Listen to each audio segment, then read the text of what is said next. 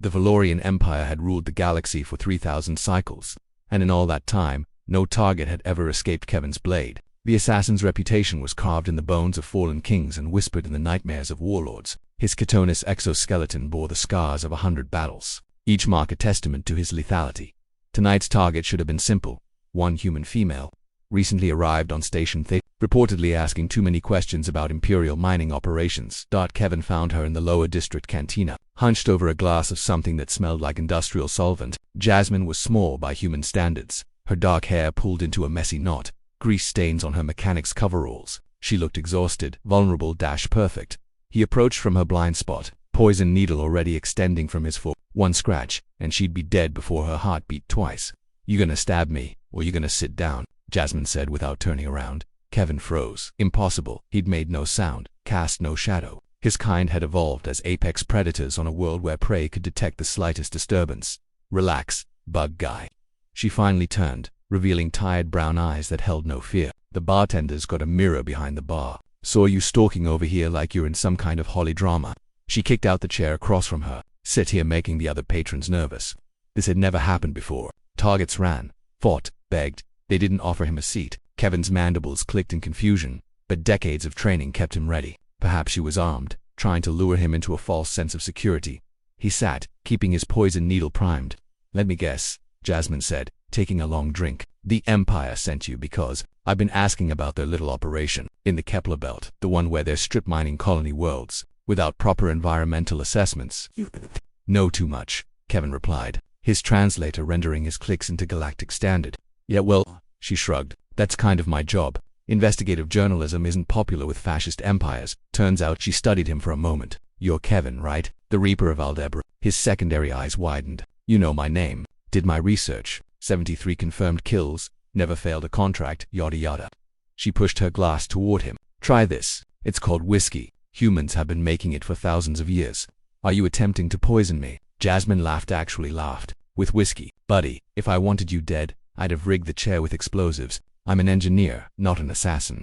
She tilted her head. "Besides, I'm curious. Why does someone like you work for the Empire? You're Valorian, right? Your homeworld was one of the first they conquered." Kevin's claws tightened on the table. This human was infuriating. She should be dead already. "My reasons are none of your concern." "Fair enough." She pulled the glass back and took another sip. "But you're still sitting here. So I'm guessing you're at least a little bit curious about why I'm not running or screaming." He was against every instinct, every bit of training.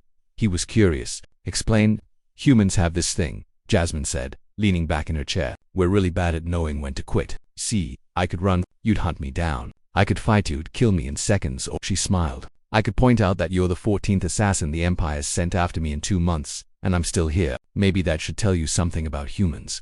That you're lucky, that we're stubborn." She flagged down the bartender and ordered 2 more glasses. "Look, I know why the Empire wants me dead. I've got evidence of what they're doing, the forced relocations, the ecological disasters, the whole rotten system, and I'm going to expose it, even if it kills me."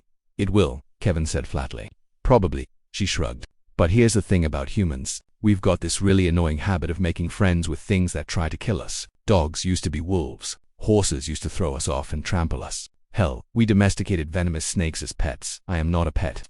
"No kidding." She pushed the new glass toward him. "But you are someone who's been doing the Empire's dirty work for what, decades? And you're still just a tool to them. Meanwhile, I'm offering you a drink and a conversation."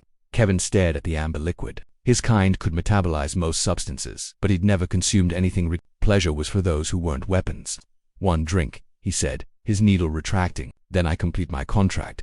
Jasmine grinned. "Fair deal." The whiskey burned. It was horrible and wonderful and completely foreign. Kevin's translator couldn't find words for what he was experiencing. "So," Jasmine said after a moment, "what did they offer you for my head?" 50,000 credits, Stam. I'm flattered." She laughed. "You know what? I'll double it if you help me instead."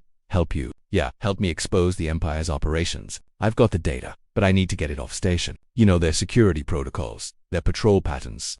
She leaned forward. "And something tells me you might be tired of being their attack dog." Kevin should have killed her then. Should have completed the contract, collected his payment, moved on to the next target. That's what weapons did. But Jasmine was right about one thing. Humans were stubborn. And apparently, that stubbornness was contagious. "Tell me more about this evidence," he said, pouring himself another glass.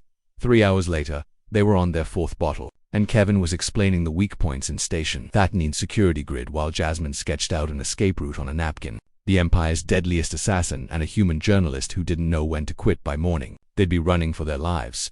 But right now, they were drinking buddies planning a revolution. And somehow, Kevin realized, this was the first time in decades he'd felt anything other than empty. Humans, he decided, were absolutely insane. He'd drink to that. End.